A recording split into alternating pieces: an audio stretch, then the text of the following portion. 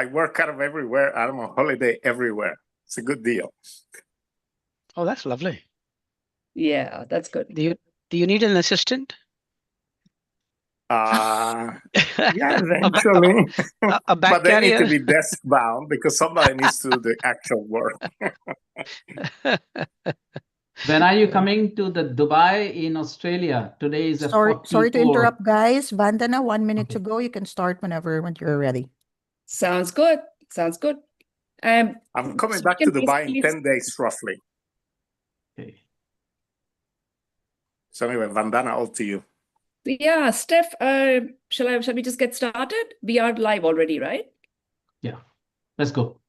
Yes, you can start when you're ready. Excellent. Okay. Good morning, everybody from Singapore and from Asia, and a warm welcome to this session of the marathon, where we're going to discuss a very, very important question, not just in Asia, clearly, but for global oil markets, which is what is the trajectory of Asian demand growth, and especially as in how it underpins global demand growth. So Asia is the center of marginal demand growth. I think there's no doubts about that. But how much growth can we expect to see from this region in 26, perhaps even looking out into the next few years?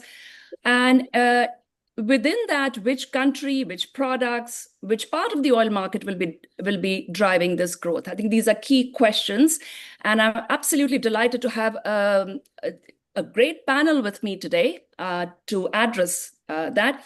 We have with us Jorge Montepeque, Managing Director Benchmarks at Onyx Capital Group, Anoop Singh, Global Head of Shipping Research at Oil Brokerage, and Mukesh, Sahdev, Founder and CEO, X-Analysts.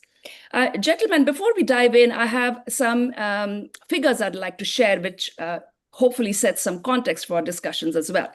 These figures are from the IEA, OPEC, and EIA, which are, of course, very closely watched forecasts, and specifically with regard to what their views are on Asia. So the International Energy Agency has projected 570,000 barrels per day year-on-year growth for non-OECD Asia, which is 66% of total global growth for oil demand.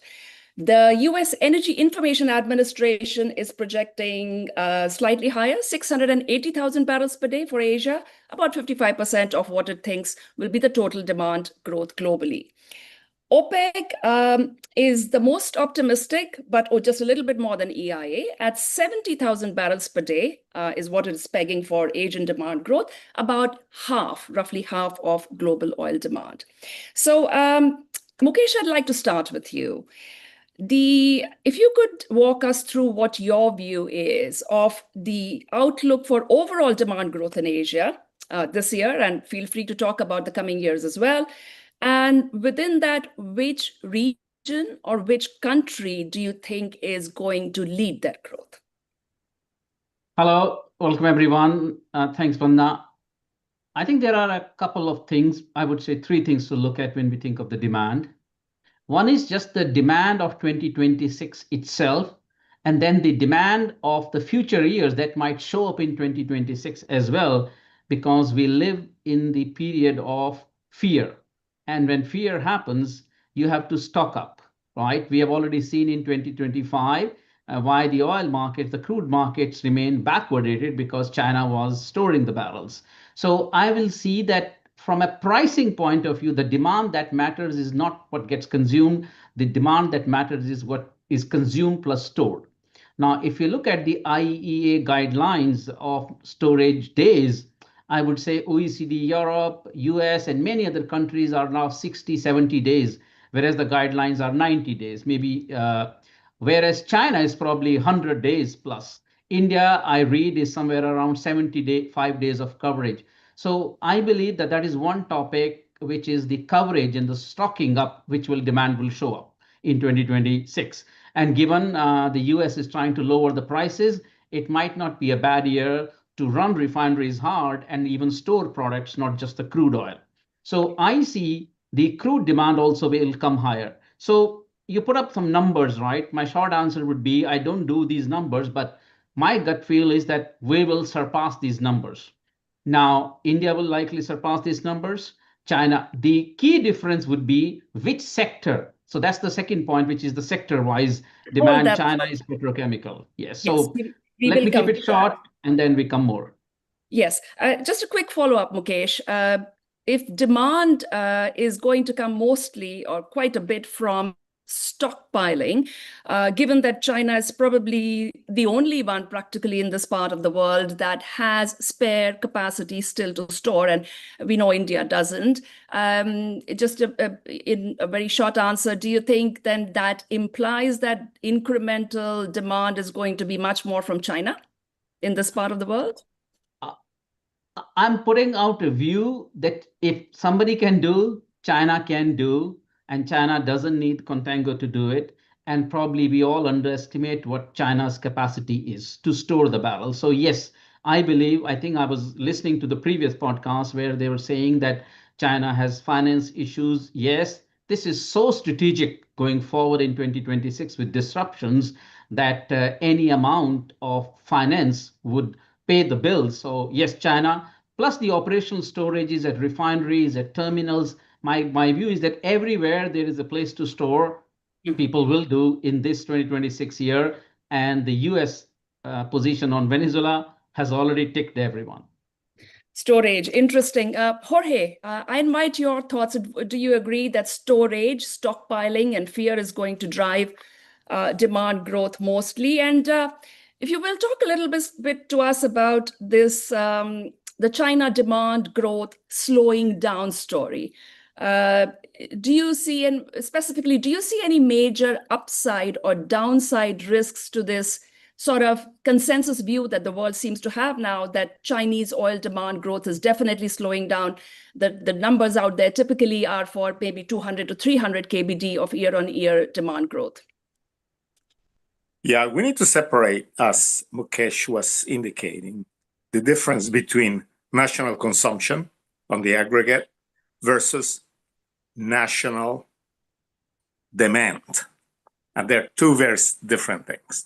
As it is evident by now, the US is aiming to have a 1.5 trillion budget for the military, which means a 66% increase from current, which is already rather padded at 980 billion per year.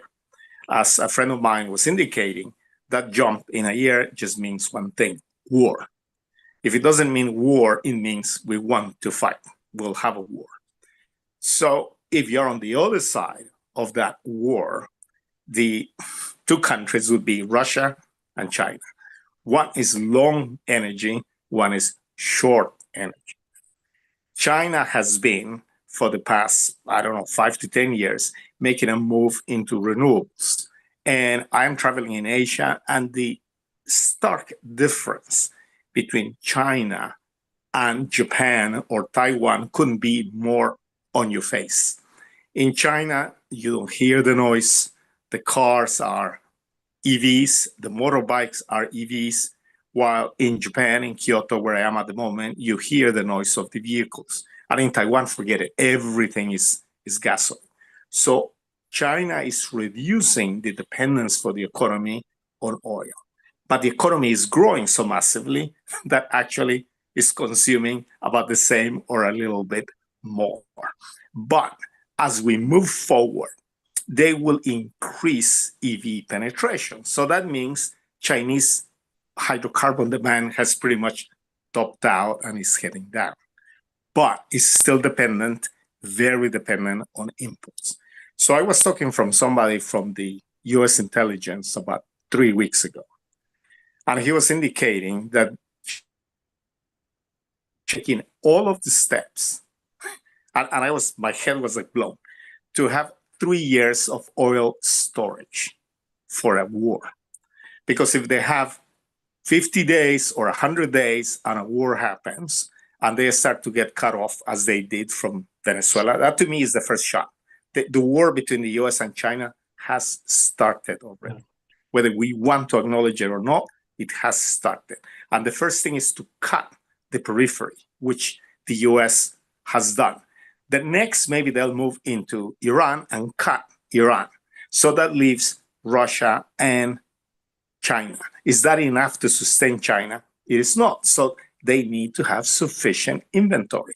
So what I think is going to define how much China can buy is not the money, because they generate such a surplus from all the exports. So they have the dollars to do it, and they don't want to have US treasuries. They need to spend the money. What is going to determine how much they buy is the physical storage, which they're building right now. At what rate are they building it? I cannot tell you. But they told me when I met them in September that their goal was to buy 5 for storage. We lost you there for a second. Their goal was to buy how much? 500,000 barrels a day for storage. For storage. Okay. Thank you, Jorge.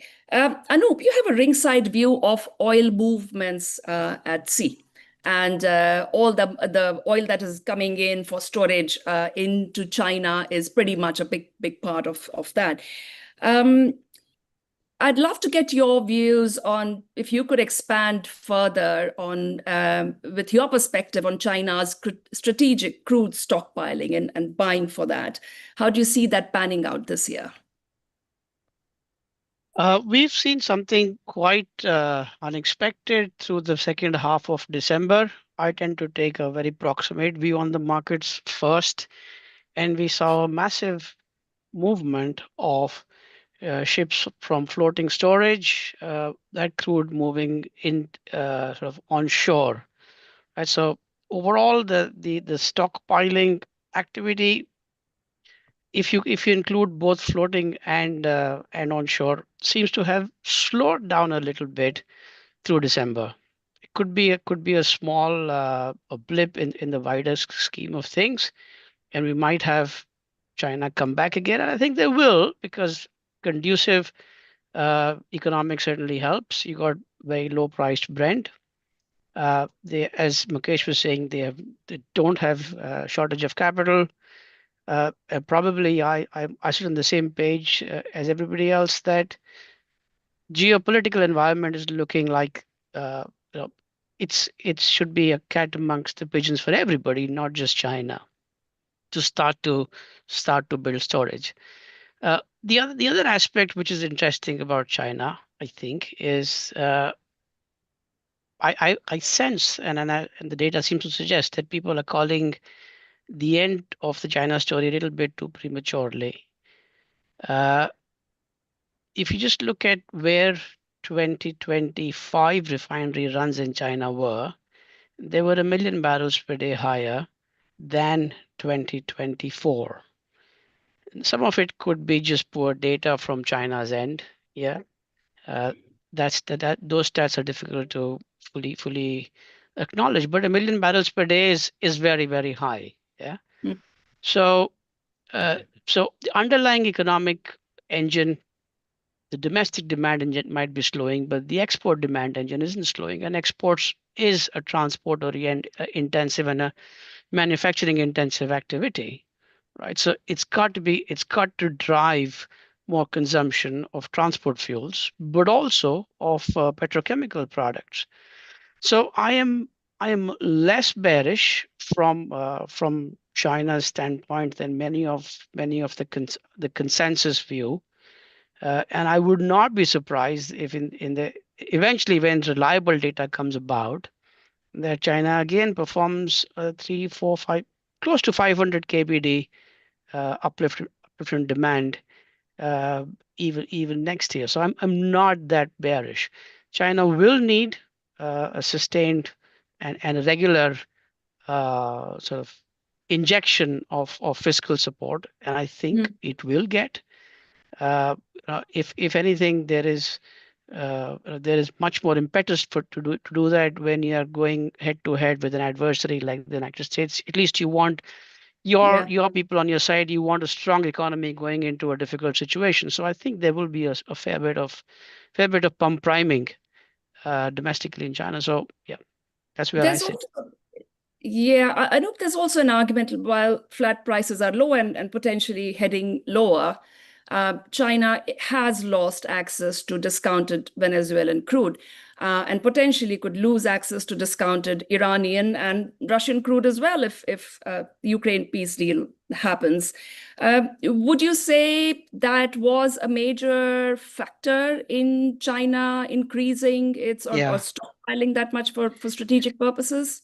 Yeah, it was. It was. As a matter of fact, a lot of the oil stockpile growth through Q4 of last year was in the northern Shandong area, which is the place where you have a lot of teapot refineries and you have a lot of Russian and a lot of Venezuelan crude going in. I'm extrapolating a little bit here because you never know what's sitting in a stockpile, what sort of crude sitting in a stockpile. But because the stockpiles were generally being built in the Shandong area, there certainly was an element of more Russian, more Venezuelan crude going into that. Outside of that, within mainstream China, crude stockpiles have hardly built. So they have spare capacity to do that even now. They don't need to build fresh storage. Yeah. So yeah, they might have lost access. They might have lost access to the super discounted crude, but they still have overall the crude has become, the wider crude market is discounted, right? Indeed. And you've got more supply in the wings. So yeah, sure. Mukesh, if we could unpack a little bit more about the drivers of demand growth in Asia. So clearly you talked about stockpiling and fear-driven stockpiling in Asia. What is your perspective on Indian demand growth and how do you see that contributing to, so let's say if we go with some of the figures I put out earlier, call it plus minus 600 KBD of growth from non-OECD Asia in terms of oil demand. Where does India fit in your view? So India is all about diesel, right? And China is moving away from diesel. Just to give reference, then I come to India. China's refinery yield in somewhere in 2010 was around 38%. Now China has dropped that refinery yield to almost 28%. So it's a very clear way that China has been preparing for a less diesel world, whereas India is preparing for a more diesel world, right? Now, there are many factors to look in which is hard to account for. My view is that with all the tariffs, when I speak to a lot of Indian players, a lot of industries are under trouble, like the gems industry in north part of India. So what's happening is a lot of intra-country trade is flourishing, which used to get exported, now might travel long distances within the country. Otherwise, India was balancing on a coast-to-coast basis. Now India will probably balance more internally road basis, right? So that might generate some more diesel demand. So that's one factor. The second factor, I would say India, which might go against a little bit, but I think in short term it will not. Just to give a long term, India is also going quite big on the biomass, the biodiesel side, because they know that the dependence is high. So that might eat away the biofuels. The percentages are increasing. That might eat a little bit demand away. But overall, India is a diesel country. Diesel growth is way high. But what I would say is that the growth India had from 2006 to 2012, if India had continued on that growth, India would be maybe 20 to 30% higher demand for diesel than it is. So India is already also in a transition phase and it's not growing at the same pace it used to grow. But I would say record 2025, some moderation for 2026, but some surprise elements from other factors which we can't factor into our equation, just like I mentioned, more intra-country trade. Indeed, and that's an important point you mentioned on diesel, Mukesh. Nearly 30%, 38% of India's oil consumption is diesel, which, as you say, has been showing quite moderate growth trajectory. But jet fuel has been growing quite strongly. Gasoline is growing strongly. LPG in India continues to grow strongly. Do you see these products as sort of taking over, offsetting the deceleration we see in diesel demand growth in India? Yes, there is some, I would say, counterbalancing happening from different sectors, no doubt about it. Like naphtha demand in India is going down quite significantly to some extent. And if the gas, I hear that the next year we are going to have a LNG wave coming, 26, 27. the amount of LNG that hit the market in the last 3-4 years will hit in next 1 to 2 years. So we are preparing. If the gas prices and the LNG prices go there is more substitution that might sort of also happen. So there will be some of these factors offset. But you're right, jet is growing for sure. MS, I would say, is stable, not so much of a growth, but stable. And fuel oil, of course, a little bit going down. So there will be re-optimization on the supply side and the demand side. But overall, the fear factor, the intra-country trade, I think the net side would be we might have more demand than what we are thinking or projecting. Yeah, indeed. Jorge, we've covered to a fair bit China and India, and these are two countries which get talked about, and the numbers and expectations are fairly in public domain. The rest of the world has a sort of a good understanding of what's going on in these two major economies in Asia. But there is the rest of Asia. Total non-OECD Asia demand is just north of 30 million barrels per day. Sure, China is almost half of that, but still there is a lot of other Asia. You're coming to us today from Kyoto in Japan, which I think people have stopped talking about Japan and South Korea as sort of mature economies.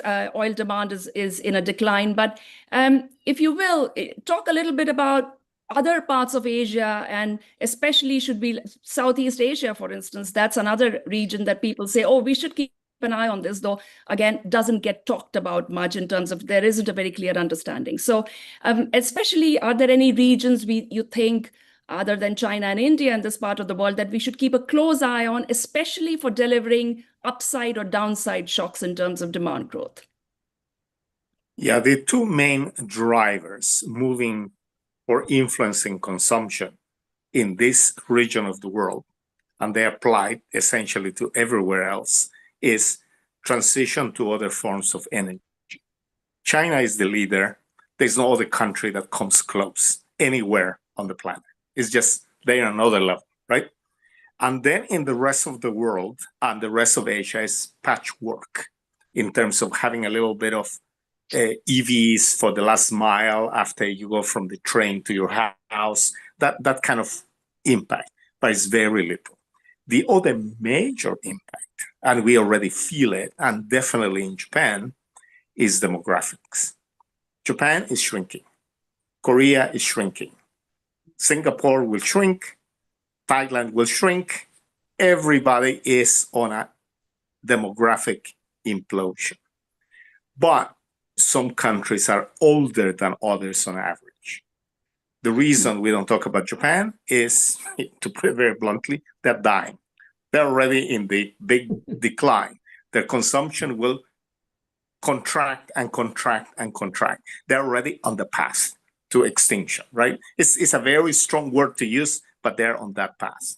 Yeah. Thailand is not obvious, but they're on that path as well because their TFR, it's called the reproductive rate, is 1 or maybe even less than 1 when you need 2.1.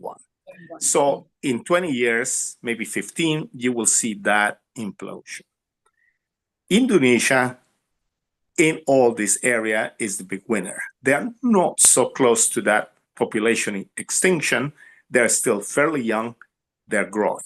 So for energy and hydrocarbons, where you need to focus on is on countries that are not fully developed, don't have that amplitude on EVs, and their population is young. So it's Indonesia really comes to mind, maybe a little bit Malaysia, and of course, is not part of this discussion, but it's Africa. Africa is the next one, right? But other than that, that will impact energy, impacts metals, impacts food, impacts everything. The world is going to shrink in about 30 years, and that is a process that is already in place, and we cannot avoid it nor stop it because demographics work that way with roughly 20 to 30 years lead time. Yeah, a very critical point indeed. And we have the survey question in front of us, and I'd request all our attendees to please weigh in on this. The first question is, China added about 1 million barrels per day to storage in 25. How much do we expect the country to add on average to storage in 26? None. no oil barrel going into storage at all, less, similar to 2025 or more? And the second question is Brent crude average around $69 in 25, down from 81 in 24.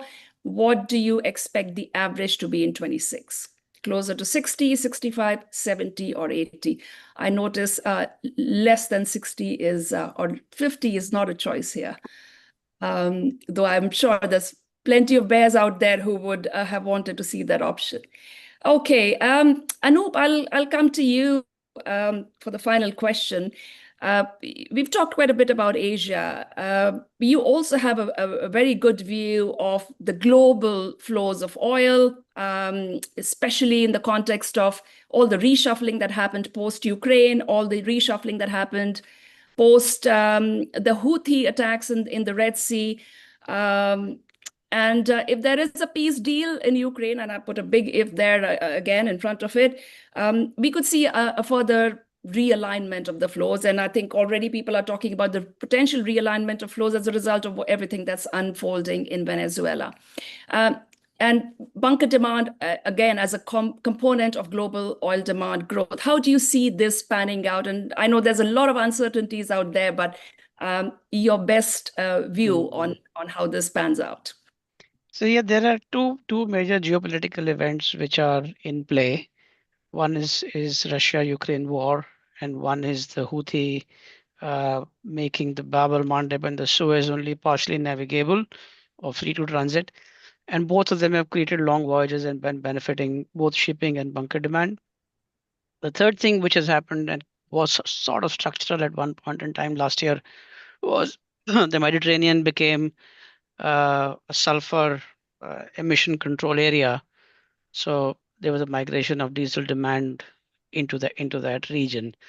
So for bunker purposes. In our base case, even if there is a peace deal between Russia and Ukraine, we find it difficult to believe that there's going to be a very quick redirection of Russian energy back into Europe. Any sort of a truce is going to be a bit of a daggers drawn environment where both Russians and the Europeans are sitting facing each other across a tense border. So Russian energy will still keep moving to Asia Pacific, and therefore the impact on voyage lengths is going to be small, and therefore the impact of bunker demand is going to be small. But where it comes to via Suez routing, again, open to questions if the next target, as somebody alluded on this panel, was Iran, then you can expect that Iran will keep its proxies in play, and that's sort of in the grand scheme of things that decides whether or not the Suez Canal becomes fully possible, and that is if Iran stops or continues to fund the Houthis. In the event, before Venezuela happened, we were anticipating that there would be some sort of normality returning to the Suez Canal by middle of this year, and that would have made Suez Canal much more possible, and that would have been about 150 200 kbd negative shock, or I wouldn't call it a shock actually. Global bunker demand is 4 billion barrels a day, a negative factor for bunker demand growth. So overall oil demand growth would be negatively impacted by that. Yes, Mukesh, quickly, we go on. Yeah, and I just want to add on to what Anoop was saying, that I'm just putting a scenario out there. US gets the Venezuela oil. US refineries want to run hard. They will end up producing a lot of products, especially diesel, which has to find markets. So I'm just wondering that the Houthi crisis and the long voyages will not end, because that is what supports the US exports going forward. So I don't know whether US will come to end because it's benefiting that kind of a structure. So that channel, in my view, would stay volatile, and that will support some and that will not support some. Okay, we have just a couple of minutes left, so I'll have a rapid fire round. I just need a yes/no answer from all three of you. The same question to all three of you. Asia demand peak before 2030, yes or no? We go with you, Mukesh. Honest answer, I don't know, because there is no one answer. It is all sector wise. So I think petchem demand certainly growth. Diesel will grow in India. Naphtha probably already passed the peak. And the same way for China, I would say diesel passed its peak, gasoline passed its peak, but the petchem will grow and the non-petchem will decline. So a sort of plus here and minus there. Jorge, what do you think? 2030 35. Asia? 2030, 30, 35. A little bit further forward. Okay. Yeah. Okay. Not before, right after. Yeah. Okay, Anoop. Yeah, I think for the next, no, so I think no. For the next couple of years, oil prices remain low. That's a positive multiplier for demand, offsets some demographic aspects for a while. And underlying petrochemical demand is still very firm. As economies mature, they reach a phase where both petrochemical and transportation demand is strong. And I think Asia will enter that phase first before it gets into a transportation decline phase. So I think we have a good few years ahead in front of Asia. Okay, thank you very much. So thank you, Mukesh, Jorge, Anoop, for joining us. And thank you to all our attendees as well. Bye-bye. Thank you, Vanda. Great session. conversations. Thank you, everyone. Bye-bye. Bye.